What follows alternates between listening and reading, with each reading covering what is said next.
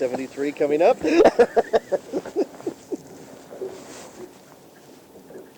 All right, now that you've heard about Fish Camp, we are heading out on the water. We're on the Columbia River just north of the Peach Beach RV Park, and we are fishing for sturgeon with guide Bruce Warren, the owner of Fishing for Fun Guide Service. He's also a pro staff member for Max Lure Company and for KastKing too. Bruce, great to have you back on the air. Thanks, John. Great to be here. So let's talk a little bit about sturgeon fishing. We've got listeners back east in Virginia and New York and down in Louisiana that probably don't do a whole lot of fishing for white sturgeon. This is really a unique fishery that we have along the border of Oregon and Washington, isn't it? You bet it is, John. If anybody ever looked at the history books, white sturgeon is technically a dinosaur. It's been around for 200 to 300 million years. Yes, it's a dinosaur. It's an absolutely wonderful sport fish.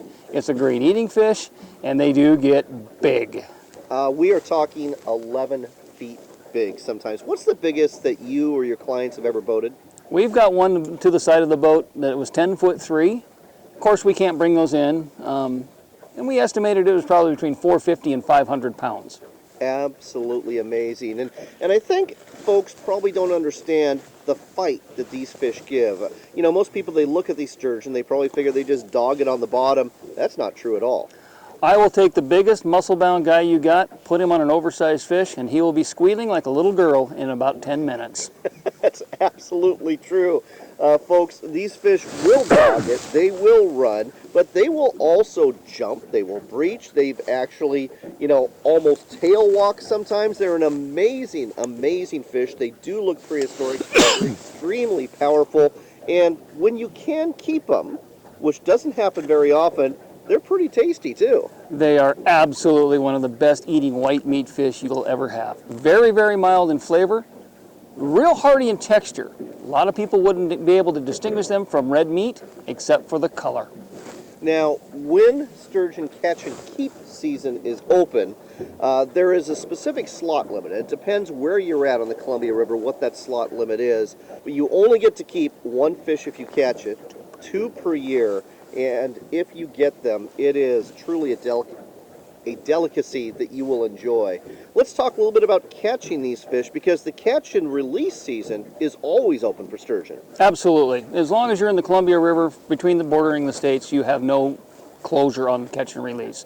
It has to be concurrent with another season. Well, if you know, the Columbia River never closes. So you can go out and catch and release virtually any time of the year. Well, let's talk about what we're doing right now. We've got 4 rods set up for the 4 anglers in the boat.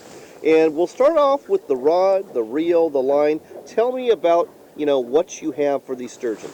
Well, we've got the KastKing products for our sturgeon rods and our sturgeon reels. They came out with a brand new reel for us this year. Absolutely loving it. It's a line counter, but we've also got non-line counter reels from KastKing that are great for this fishery. We've also got a brand new rod that we're getting to play with today. Loving it. I'm going to put in an order for 6 of them at least.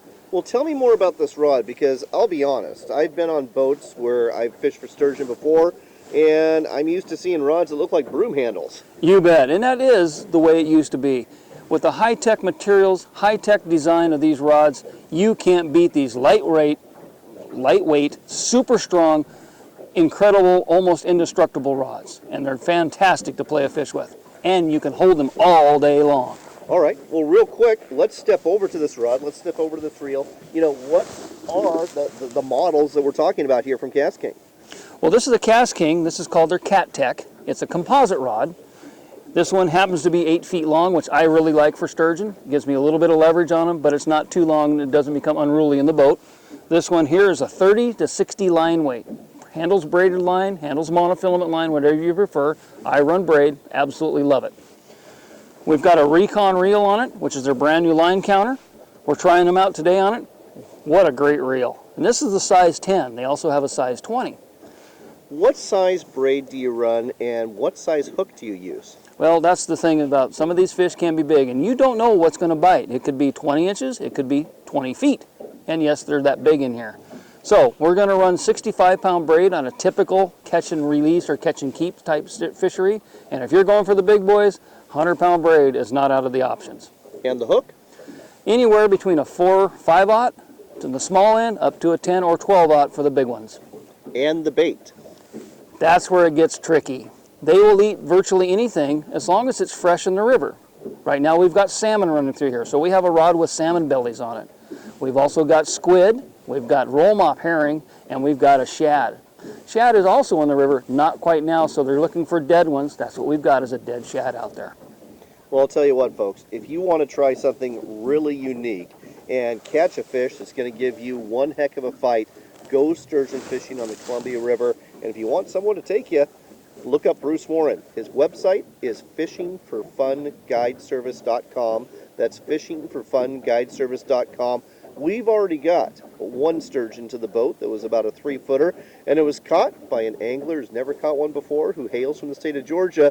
Looking forward to catching a few more. You bet, John. You know, this is absolutely a blast. We come out here and we do a catch and release fishery late June, July, and August, and I hate to tell everybody this, but we average almost 40 fish a day.